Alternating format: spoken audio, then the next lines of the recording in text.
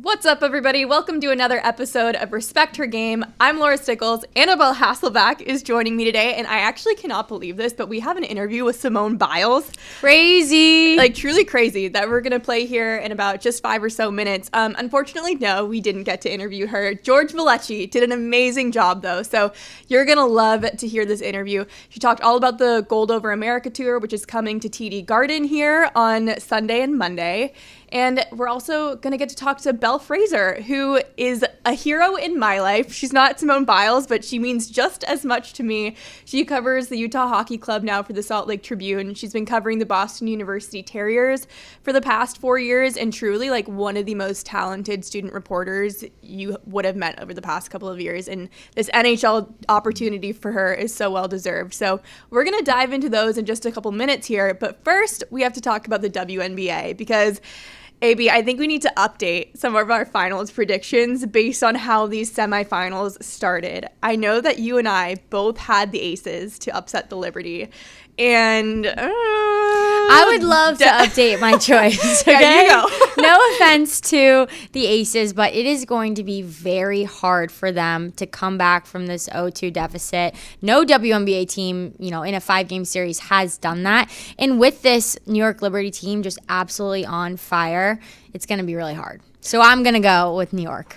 Yeah, no, I do think that the Aces, when they go home, I think that they're going to win 1, but ultimately I think it's going to be New York that wins in 4 because Sabrina Ionescu, I mean, I know that you were talking about her with me before this even started, but I know she was struggling a little bit towards the end of the regular season. I mean, she's come to play, though, in these WNBA finals, and she's been great. And I think just the 1-2 punch of Sabrina with Stewie is like, it's hard. It's hard to defend. How do you defend that? They have an awesome connection going on right now. It's really unstoppable, and you can tell that they're really looking for each other. And even Sabrina, she is a playmaker, especially in this playoff run. She said, we got to protect our house, and that's what they did. She's making these really subtle no-look passes, and in the last game, she even had this fake handoff when she went right to the hoop. So you can really tell that she's like, I'm gonna go down the Aces' throat. I'm gonna get to the hoop early in the game, so that in the fourth quarter, she was able to hit those long bomb 3-pointers from the top of the key. I mean, it had to be 5 feet off the 3-point line. Do you know how far that is? That is crazy. So she is just absolutely being super creative and aggressive and really just crafty with her moves. Free throws also made a big difference in that game as well. And what was it, 6 or 7 of her points in the fourth quarter? No, she had 11 fourth quarter points. She was so clutch, but she missed that first free throw towards the end of the game when it was when the Aces were really pushing, and then put it behind her and just drained her last 3 or however many she had to make before the end of that game. But no, what a clutch player. And I would love to say that with Asia Wilson and Tiffany Hayes, who came out of retirement, right, to help this team go to the championship and get another ring, I would love to say, hey, they have that experience, they have that winning. They know what it's like to win, and that can really take you far with having that experience. But, man, winning 3 must-win games is going to be very difficult. So I think New York's going to take it. I also think, too, just with the Liberty losing last year on their home court to this team, I think it left a sour taste in their mouth. And, I mean, they don't want to do it again. They're not going to have a repeat of that experience. So, yes, while you have that desire to three-peat, I think, for the Liberty, they have the desire to not have the same thing happen again to them. So, I think they might return the favor this year, win in Las Vegas. Yeah, that can hurt, and that can really motivate you when you've had those really tough losses, especially to certain teams. And then you get to play on your home court.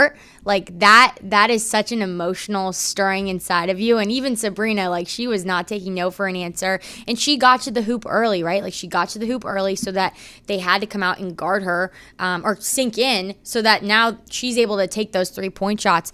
And even Hammond was saying, Las Vegas, we didn't execute our game plan to defend her. We didn't do it in game 1, and we didn't do it in game 2. And so really it's going to be, okay, now you have 3 must-win games.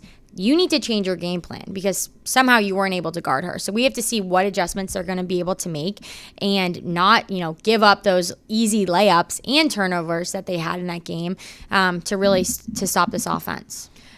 I think this series in particular has really reminded me how quickly it can feel like you're late in a series, in a 5-game series. You even heard Becky Hammond say after that first game, Game 2 is a must-win game because that's how quickly these 5-game series can like turn on you. So Sun-Lynx, they're tied up 1-1. I know that you picked the Sun earlier. I picked the Lynx. I am sticking with my prediction. This is our back and forth little battle here. I like it. It's good. But why are you sticking with the Sun? I'm sticking with the Sun because their next game is at home. And this is a big game, your opportunity to go up 2-1. And this is a team that really feeds off their energy. They take a lot of pride in what they put out on the court. They take a lot of pride in playing in front of their fan base. And so I think being at home, you know, when they were in Minnesota, that crowd is, you know, chanting like our house, our house. And for them, I think they're going to take that personally and be like, okay, well, now you're in our house. And now this is our time to step up and play. And you know, with Bonner coming and having this 2-time championship experience, like I said, kind of with the Aces on the other side, like she does have that experience and she's going to be able to help this team kind of lead and know what it's like. Okay, what does it take to go up 2-1 in this series? And then you have Thomas, who's on fire, and Mabry really just stepping up scoring wise. So I'm going to stick with the Sun on this one. I'm sticking with the Lynx just because of their success in the regular season, how consistent they really were. I think that they're going to end up coming out on top in this series.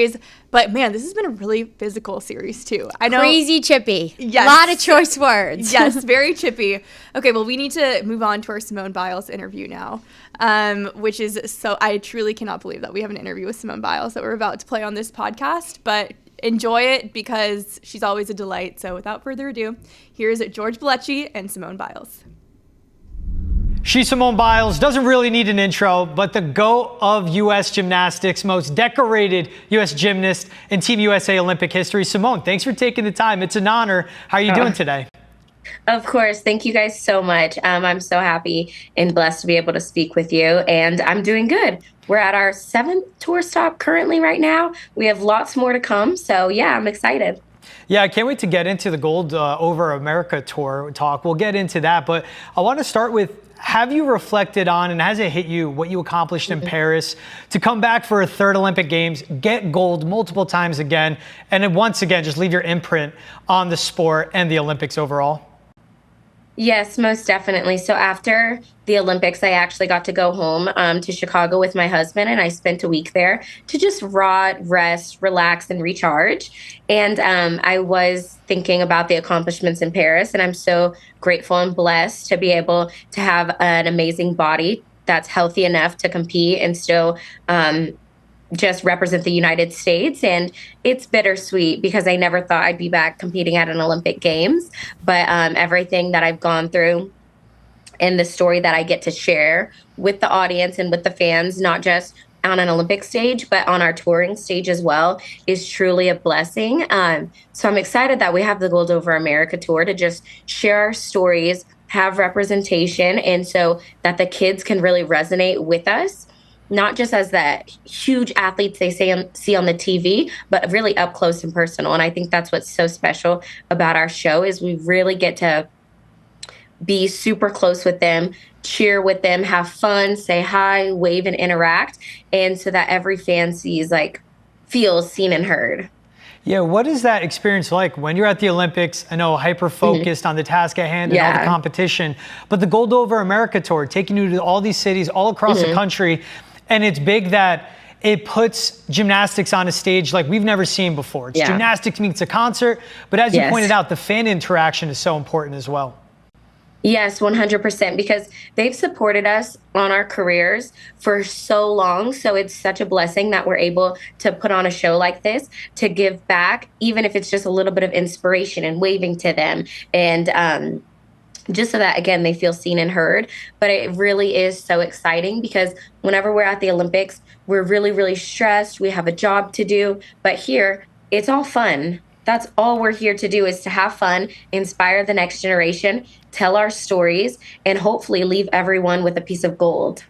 When you look back from starting out being on the world stage at 19 back in Rio to Tokyo and then to Paris, how did each game challenge you in a different way? Oh my goodness.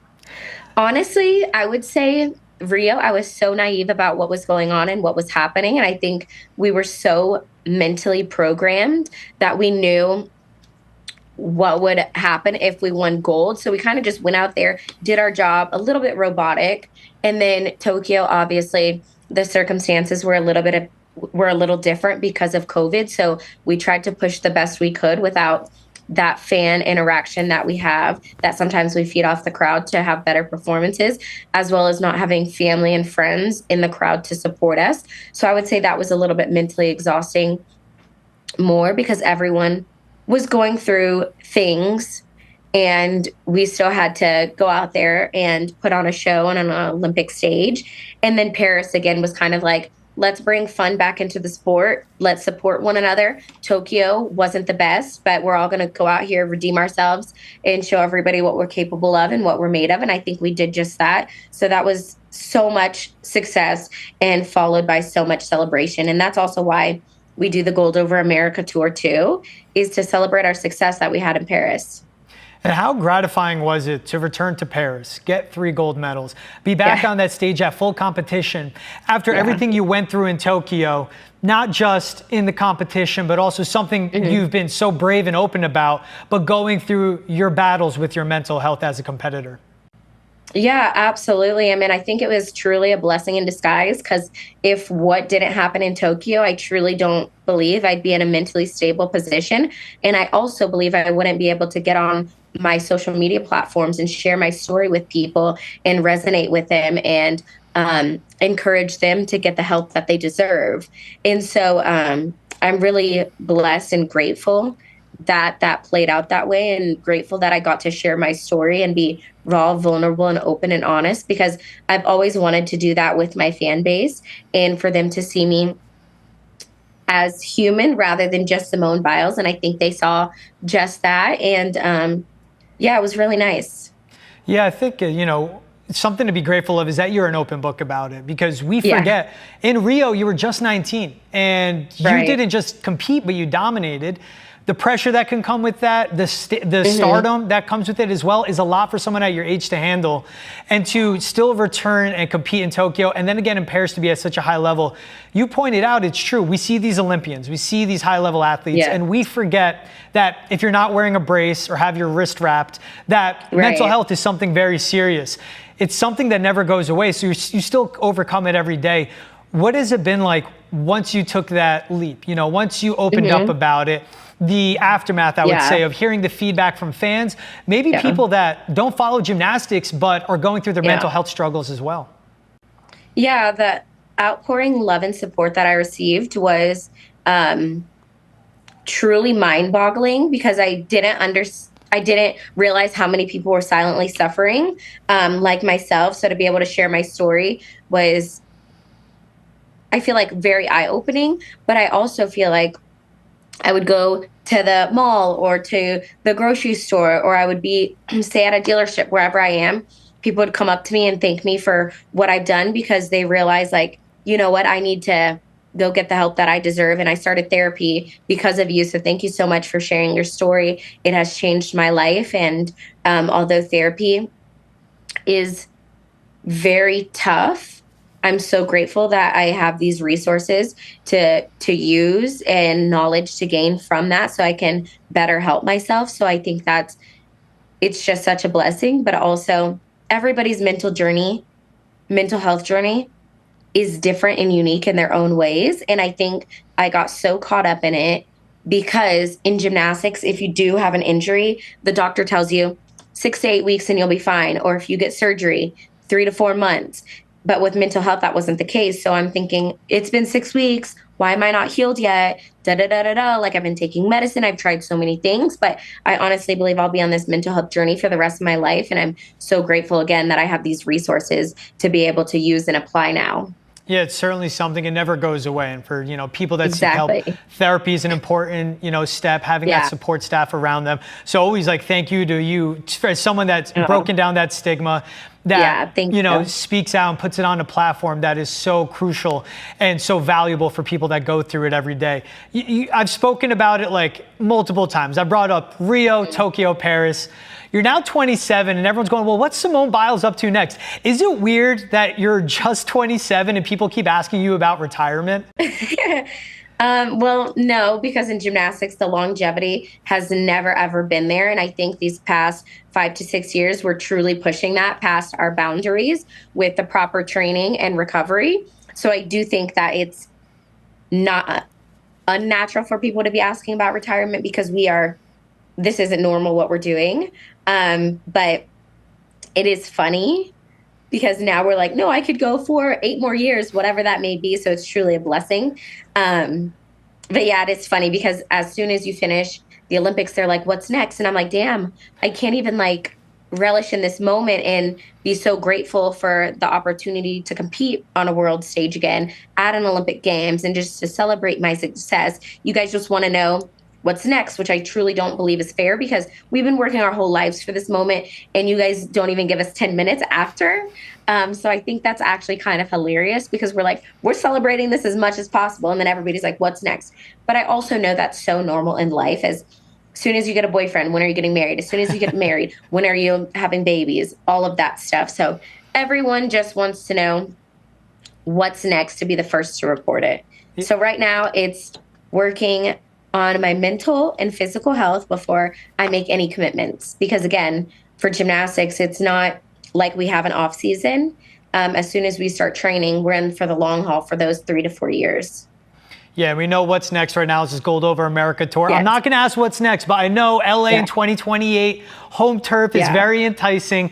But last one I'll end with, Simone. I mean, how much joy does this bring to you? The Gold Over America Tour, which will be in Boston October 6th. And they added a date in Boston for you guys. So many tickets are going October 6th and 7th at TD Garden. How much joy does this bring to you? I mean, for us, it's sharing the love and the passion we have for the sport with our audience. So obviously, we love the sport a huge amount, and we're just happy that we get to share that with the rest of the world. Simone, thank you so much for your time. I appreciate it. The GOAT of gymnastics will be here in Boston October 6th and 7th, the Gold Over America Tour. Yeah. Simone, thanks for taking the time. Appreciate it. Of course. Thank you so much. I think the Gold Over America Tour is such a good idea. I mean, these athletes, they have so much pressure on them when they're performing in the Olympics. And obviously, the routines look amazing, but I can imagine it's hard for them to enjoy it in the moment. So to take the pressure off and just be able to perform with like fun music playing in the background with a bunch of kids cheering them on in all these different cities, it must be so fun for these women. So cool. And it must be a really unique way to like come down from your training, right? Like it's not all of a sudden a halt, no gymnastics, nothing at all. And then you go back into that intense training that Simone said, you know, once you start training, you do that for like 3 to 4 years without stopping, right? And so this is a really cool way to see that joy and have that fun and still compete, you know, in that doing those same events and those same moves and physically challenging your body that way, but not having that stress of, oh my gosh, I'm representing my country at the Olympics. I also loved what she said about like everybody asking her what's next all the time, because I mean, I feel like I get that in my life. Like I've just finished baseball season and I'll be like, oh, Laura, you know, what's next? Or even for you, you know, just graduating college. I remember the time I heard what's next all the time was when I was just leaving Stanford. Everybody wants to know what you're doing. And sometimes it's just like, I don't know, like I'm still trying to figure it out. Everybody calm down. And I can imagine that it's, you know, even heightened for somebody like Simone, where the entire world is invested in what you're doing. But I like how she acknowledged it, and she was like, this is, everyone's asking, you know, what are you going to go back and do it again and all the things. But she also was like, that's normal. Like, this is life. It happens. And it wasn't really like a complaining, like, everybody stop talking to me and asking me these things. It was like, yeah, I get it. Like, this is part of life. This is normal. And everyone just wants to be involved in her special story and the history that she's writing. Exactly. People want to know what's next because they love following her and they've loved seeing everything that's been going on with her. Something that I've loved following over the past couple of weeks is Belle Fraser, as she's made this move to Salt Lake City, Utah. She grew up living in New York. She lived in Boston, obviously, the past 4 years when she was a student at Boston University. And now she's made this big life change and she's moved to Salt Lake City to cover Utah's new NHL team, and she's already doing a phenomenal job. So without further ado, here is my interview with Belle Fraser. I am truly honored to welcome on Belle Fraser to the show. She's a beat reporter for Utah Hockey Club for the Salt Lake Tribune. She's also just graduated from Boston University, so it's amazing that she's already getting this opportunity to cover the NHL, but it is so well deserved because she did an amazing job covering the Terriers for 4 years when she was at BU. She also actually covered the Bruins for a season for the Hockey News. So, Belle, you have done so much over your career already, and I've known you for a while because I worked for BU for a couple years too. But something that I don't know about you is where this all started for you. So when did you first become passionate about hockey and realize that you wanted to do it for a living? Yeah. Well, first I was going to say one of the best parts of BU was working with you, Laura. So thank you, Belle. I think we all feel that way. So it's funny how full circle everything comes eventually. But yeah, I grew up in New York City. So I was born and raised a New York Rangers fan. I was like a 20-minute walk from Madison Square Garden. So my dad took me to my first game when I was like 2 months old. And it kind of just stuck. At first, it was just like I liked hanging out with my dad and making him proud when I knew like the lineup or who was injured or like what an icing was. And then it kind of turned from his passion to mine, and I got really invested in it. And then I kind of just took journalism classes and realized that you could work in sports media and write about hockey. And so that's kind of where that happened. And then that was the main reason I wanted to go to BU, to cover the teams there, you know, some of the best in the country with the Daily Free Press. And that was so much fun. And then being in Boston too, just so many different opportunities you can do while you're in school. I was super lucky, like you said, to cover the Bruins last year. And then I worked at the New York Post last summer, which was, again, super cool because I grew up reading, you know, Larry Brooks and Molly Walker, and then to kind of learn from them in that setting was really huge for my growth. And then, yeah, this opportunity came along to be here for the first season, pretty historic time in Utah for the hockey club, name to be determined. But yeah, just super grateful and excited. Training camp has been great so far, but I think everyone's kind of ready for the regular season to start. Knowing that your dad was a big reason why you got into this, you know, line of work, what was his reaction when you told him that you got the job with Utah? It was so funny. Like, I mean, I would say I have confidence in my ability, but I was shocked. So I called him and he was like, I think they wanted to let me process it because it was obviously like I would have to move out of Boston in the next 2 weeks. And, you know, I've never lived on the west side of the country. Like, it was a really big change. So I think they wanted to let me make the decision for myself without sounding too excited. But you could just see he was giddy. And I knew I was going to take it. But I think I appreciated him kind of giving me my space to come to that by myself. But the second I told him I was doing it, he was, you know, ecstatic. And it's been really cool to share this journey with him and send him, you know, photos from practice and stuff. And my mom too, she became a hockey fan as we were growing up, and she's fully invested in the Utah Hockey Club now that I'm here. So, you know, super lucky to have great parents who really helped me get out here. They moved me in, and yeah, wouldn't be here without them. So it is cool that, you know, they're as excited as I am to be out here. I love that you bring up the stress of getting a job across the country and the true real life aspect of having to move. And I know that we've already talked about it a little bit because we got coffee a few weeks ago right before you left. But what was that move like? Yeah, I think it was really helpful that I didn't really have any time to think about what was happening once I got here. I got here 2 Sundays ago and training camp opened Monday, or media day was Monday. So I went to work the very next day and has kind of worked like basically every day since, which has been so much fun. Like, NHL training camp, you know, it's go, go, go.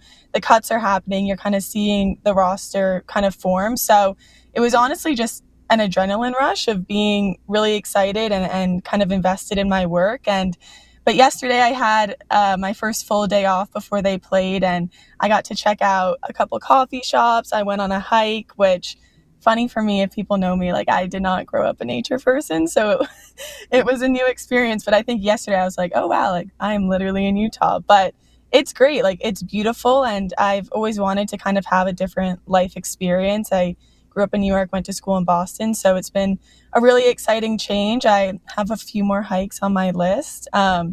But yeah, honestly, it's just like I feel like I'm so occupied with work that you could almost tell me I was in Boston right now and I'd be like, okay. Like, but yeah, no complaints. Utah has been amazing so far, and the people are just so kind everywhere you go. Really willing to help you get adjusted and everything like that.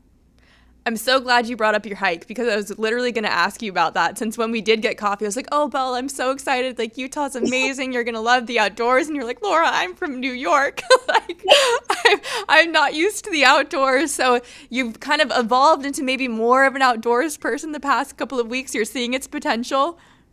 Yeah, I downloaded All Trails, the hiking Amazing. app, and thank goodness it has descriptions of like, this is a family-friendly hike. You can bring your kids, and those are the ones I've kind of been leaning towards. And then you can like track the ones you've done and the time you did it in. So it's kind of fun being able to like have it all there.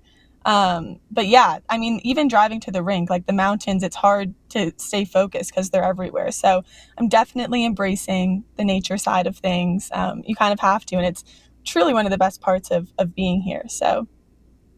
No, that's amazing. I know in a year, I bet you're going to be, doing backcountry hiking and everything, turn into an amazing skier, doing all of the Utah things. Yeah, skiing's next. I'll have to learn how to ski.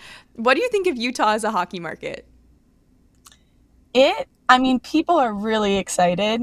Just on social media, our comments, our viewership in training camp, like around the NHL, obviously people are invested, but a lot of people don't tap in until the beginning of the regular season. And from the jump, people are really active, asking questions, wanting to learn about the game. There's some fans who know hockey and grew up with it, but there are a lot that are just getting into it and want to know everything and want to be here for this season and kind of be that support system. And I just look at last Monday's game at the Delta Center. It was the team's first preseason game on home ice, and it was basically a sold-out crowd. The atmosphere, those guys came out for warm-ups. It was standing ovation. It was super loud, and it never really dwindled off throughout the game. They rewarded them with the 3-2 overtime winner from Clayton Keller, and there were fights, there were penalties, power play goals, overtime, like I said. So you kind of got a taste of everything hockey can be, and people were loving it. And we talked to, Lawson Krause and Liam O'Brien post-game, and they were saying that was one of the loudest warm-up experiences they've had. And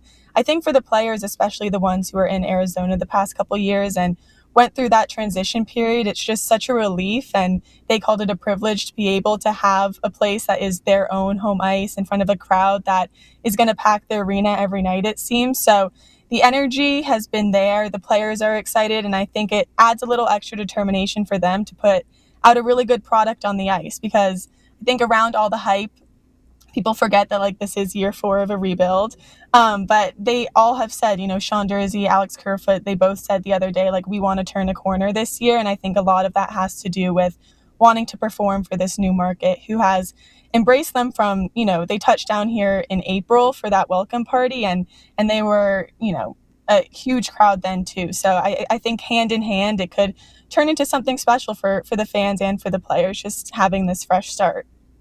Definitely. And, these players work so hard. So it's really nice to see them be rewarded by having such great fan support in this new market.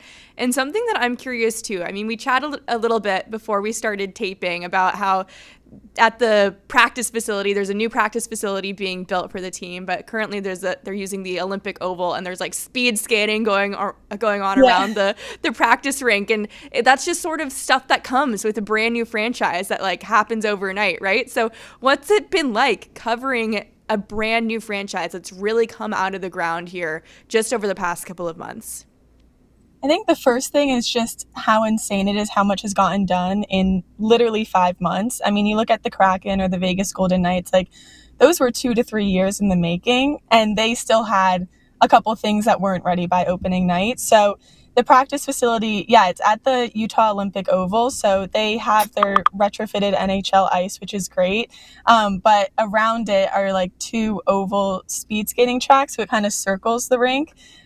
So when they're practicing, sometimes the speed skaters are out there like doing competitions or having their own practice. But I think it's cool. It's, President Chris Armstrong said one of our goals this season is to really connect with the community. And how much more can you do that than literally practicing alongside the community every day? And, a lot of the younger kids are skating on the rink next door, and they can stop and they can look at practice, and they're face to face with the players. So I think that's been a great introduction. But yeah, you think of all the logistics that I honestly don't have a way to explain how they got done. Even just jerseys and the Delta Center, they've started some renovations, but it's going to be a multi-year renovation. But having ice there, having enough seats ready that don't have obstructed views, equipment, all their things on the ice are Utah Hockey Club labeled, getting the coaching staff out here, the players, like, it is truly remarkable. And everyone in the organization has just given such kudos to Ryan Smith and Ashley Smith of Smith Entertainment Group, who acquired the team.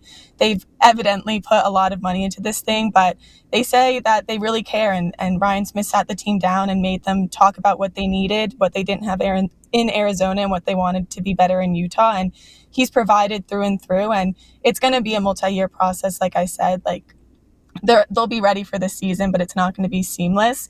But yeah, for them to be where they are when they found out they were moving here 5 months ago is pretty crazy. And I think it's just nice to feel supported by ownership as a team. Completely.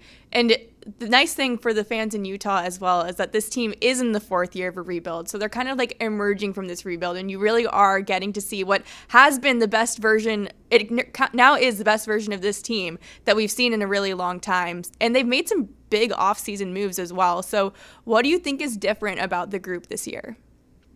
Yeah, I mean, you mentioned it, the offseason moves. I think this was the first time, I mean, it's technically a new team, but when they were Arizona too, people weren't signing in Arizona when they were a free agent. And Arizona wasn't able to land the big trades because they didn't have the assets, or they didn't want to give up future picks because they needed those. But they got Sergachev, which is huge for their blue line. Bill Armstrong really focused on shoring up the defensive end of things, which was much needed. Ian Cole, a 2-time Stanley Cup veteran, he's there. He's playing with Sean Dursey right now. And then John Marino too. He's injured right now. We're not sure if he'll be ready for opening night, but that's 3 defensemen who have been through the ranks in the NHL. Sergachev's only 26, but he also has 2 Stanley Cups, so that's big. And then a guy like Kevin Stenlund, who won the Cup with the Florida Panthers last year, he signs in Utah, and he's huge. Power play, penalty kill, kind of 4th-line stalwart. And those are the guys you need to find a balance in the locker room. Utah is really exciting because a lot of their prospects and young players are panning out well. You look at Dylan Gunther, who just got an 8-year contract extension, and obviously Logan Cooley, who's going to be a name on this team for a long time. But those guys need support, and they need someone to look to who has been through it before. And NHL teams have success when they are able to pair, young talent with veterans. And that's something Utah went out and did this year. So I think that's super different. Just a heightened winning culture. Ian Cole said he's made the playoffs the last 14 consecutive years of his 15-year NHL career. So, making the postseason is kind of a standard for a lot of the guys they brought into the locker room. And that's the goal for them. Who knows how achievable it is, but the expectations have definitely been raised. And that was not the conversation in Arizona last year, and I think they're going to be playing impactful games at the end of the season, whether that means fighting for a wild card spot or just missing the playoffs. But it's going to be, I think, a different compete level for sure. Yeah, I think Utah is actually going to surprise a lot of people this year. In Boston, they actually play each other 6 games into the season. I think it's October 19th, if I'm not mistaken. So pretty soon here. How do you think those 2 teams are going to match up? Yeah, I mean, I think it's funny for the Bruins the past 2 years. Obviously, it's like new era without Bergeron and Krejci and all those guys, and they've kind of had to lean on the younger players. Like last year, Poitras and Beecher made the lineup out of training camp, and that was kind of a surprise. And, Poitra's back from injury now. So it's funny you're kind of more excited about the prospects who are coming up for Boston. That's kind of the same in Utah too. And, Utah, I think, is really going to be tested when they play like the big bad teams of the East. Obviously, the Western Conference is really hard, but I think the Bruins are a really good test for Utah. Also, they play the Rangers opening night. Those teams that have the winning culture that Utah is trying to build, that have the history and the players that go there that want to die for that logo on the jersey.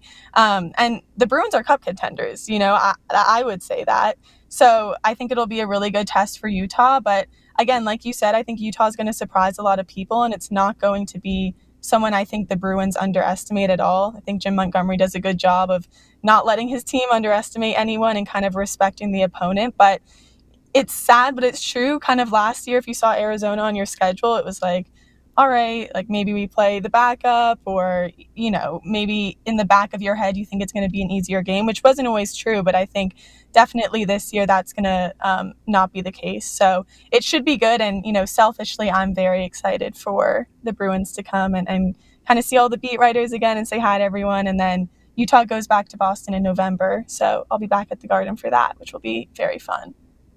Okay, just a couple more questions for you. But first, I want to ask you just generally, because I know you're a big Rangers fan too. So what are some of your favorite NHL storylines coming into this season?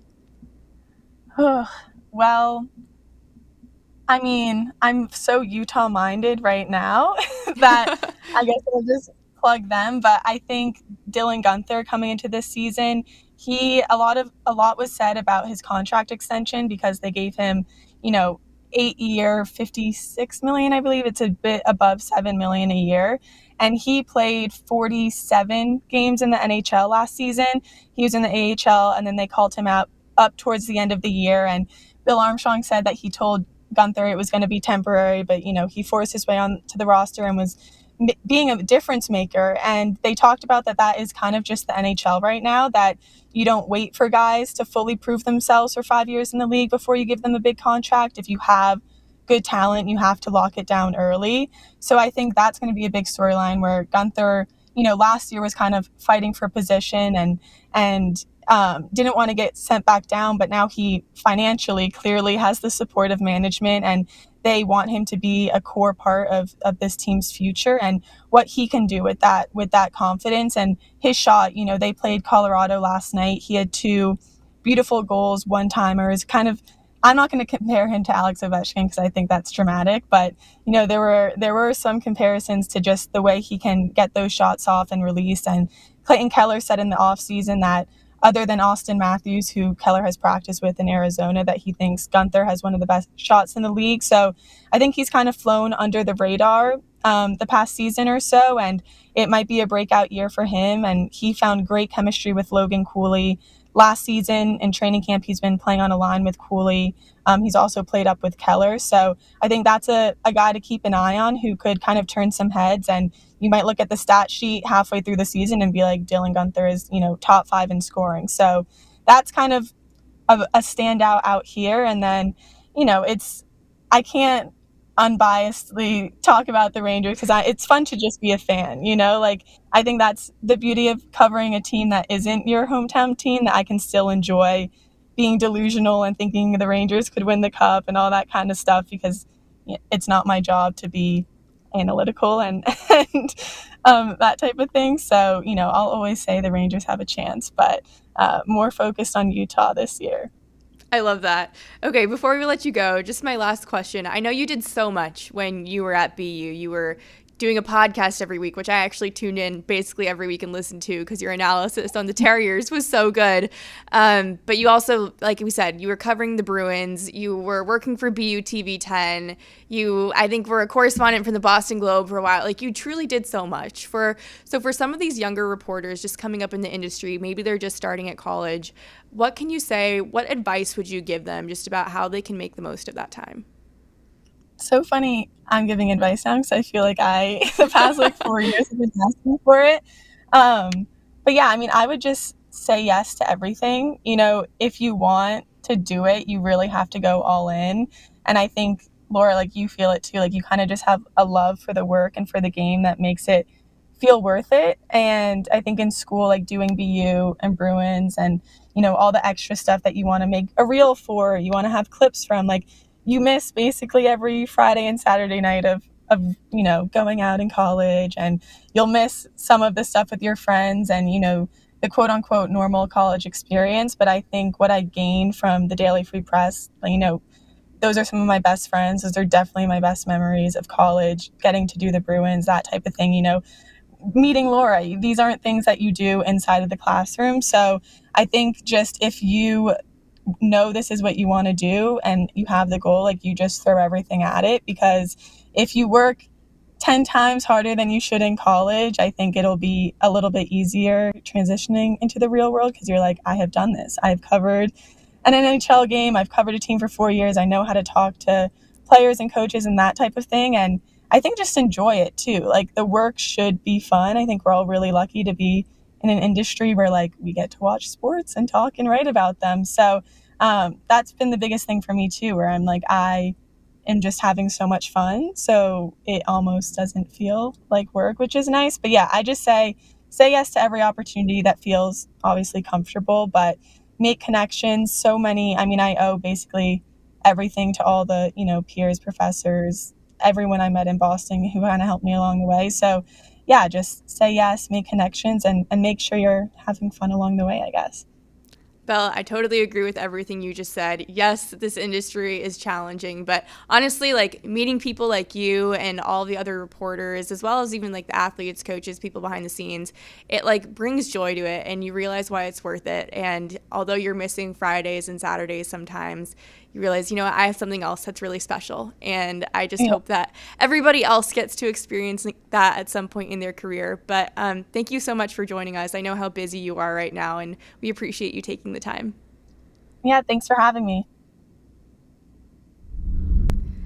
I think that Belle's knowledge of the league really shined through in that interview. And one thing that I didn't bring up with her on the podcast because I didn't want to, or excuse me, on the interview because I didn't want to embarrass her, but I do think it's important to share just in terms of like how much somebody's life can change when they take a job like this. She had to learn to drive. Because she grew up in New York. She spent the past 5 years in Boston. That's not what I expected you to say. Where there's so much public transportation. And I got coffee with her before she left. And she's like, yeah, I like need to take my driver's test. I need to learn to drive because I have to drive in Salt Lake City. And it's just like, these life changes, especially after college, when I think, you just spent 4 years surrounded by your friends, and making the decision to move to Salt Lake City, move across the country, away from family and away from all of your friends that you've spent time with over the past 4 years. It's challenging, and you have to deal with all these logistical issues, and I'm just so proud of her for really diving in. I talked to her after the podcast. I'm like, how's the driving going? And she's like, it's going well, actually. So I feel confident and comfortable saying that. But it's truly like, it's a tough decision, I think, especially after college when your friends haven't really moved yet. I think a few years after you graduate, your friends kind of disperse and they go their own ways. And it's like, okay, like I'm ready to go my own way too. But it's a tough decision, and I'm just really proud of her. Yeah. Well, that's so funny. I didn't know that. And it's dry. Like that took me back to my driver's test. I should not have passed. I'm just saying thank you to the man who helped me with my driver's test. But it's hard, and that's good. Big life change, right? Like a totally different place in the U.S. But she's going to be so prepared, and kind of what you talked with her on the podcast about in the interview. Like she did all those things for BU. She was on the BU podcast. She was covering the Bruins at points. Like she's put in the hard work. And even what she said, like, hey, when you work in sports, like your weekends aren't free. Your weekends are like, that's your work. And so she has the right perspective. And thank you for introducing me to her. I'm super excited to cheer her on. She's awesome. Everybody go follow her on social media. Follow all of her coverage for the Utah Hockey Club. They are so lucky to have her out there because she truly is one of the most talented hockey reporters I know. Okay, well, we got to move on to our wins of the week. And I know you had the entire control room playing the video that we're about to show you. I was walking by and I was like, oh, here we go. So, AB, you can kick us off this week. What's your win of the week? My win of the week. I'm so excited to say this. The United States Women's Box Championship. They won gold for the first time in history. This is such a huge step for women's lacrosse in general, just with the different box lacrosse and indoor. It's different from than what we usually see here in the U.S. and typically it's played in Canada. And so this was the first championship, and just happy for a few of my former teammates, Courtney Taylor and Charlotte North, for winning gold. And I got to talk with Courtney briefly earlier today, and she said one of her favorite parts of, this championship run wasn't just about winning that championship game. It was the girls on the Netherlands team, after they beat them, coming up to them and saying, hey, you guys are actually who we aspire to be and who we aspire when we watch on TV, which was like so cool to hear, because yes, how awesome was it to make history and win that final game? But when Courtney looked back, that's something that she was talking about. So just really cool for these girls and to win this championship and really paving the way for box lacrosse. I actually did play a little bit of box lacrosse back in the day in high school, and here we go. Here's the video of me. So this is me in Ontario. Very first box lacrosse game ever. My good friend Charlotte North loves to laugh at this one when I showed her my box experience. But yeah, here's my one piece of advice. Don't leave the ground. Don't let your feet leave the ground, because you'll be in a very vulnerable position. That hurt a lot. Yeah, completely laid out there. That looks like it really hurt. It hurt. It was my first game, too, in Canada, and it was a great welcome to box lacrosse. So here it is, the women's national team really paving the way, but I will say it's hard. It's not as easy as they make it look out there with the trick shots. Oh, no. I mean, I feel like lacrosse has to be not even box lacrosse, but just lacrosse in general. I mean, that's a physical sport. Like, that's a tough sport to play. You're wearing, under that jersey, you're wearing elbow pads, shoulder pads. After that, I had leg pads. I had every pad known to mankind on. No, that's awesome. Thank you so much for sharing that video and exposing yourself a little bit. Now I can laugh at it. At the time, it really hurt. But congrats to the U.S. women's box team. It's so awesome. And also, congrats to Cameron Brink, who's engaged. Obviously, she had a tough year, obviously, with that ACL injury and missing the Paris Olympics. But she went back to Paris, and her boyfriend, a Stanford rower, yeah, represent rower, proposed. So I'm so glad she's gonna have to get that she gets some good memories of Paris this year. But the thing that really made me laugh about this was all of the comments. I mean, they were hilarious. Well, first of all, she had like real stars commenting on this post, because not only did she have like every WNBA player out there, but she also had Barbie, like the company Barbie, commented. Congrats. She looks like Barbie. I know, right? So she had Barbie, Coco Gauff, Lindsey Vonn, Taylor Lautner. Like, that's big. Yes, so she's clearly very well liked. But in addition to that, there were some hilarious comments from the men. They came out and they said, just saw some dude fall to his knees in Walmart and just crumbled in Taco Bell. No way. So clearly there were a lot of men that were very disappointed in that comment section as well. But I mean, can you blame them? She's like beautiful, obviously an amazing athlete, and so smart as well. Just like, I loved like the black and white photos too. Like, yes. It just is so classy, so timeless. Like, congrats to Cameron. It's so awesome. And her fiance. Exactly. Congrats to Cameron. And with that, we will send you off into another week. Come back next week, though. We'll have another episode of Respect Her Game. Thanks for listening.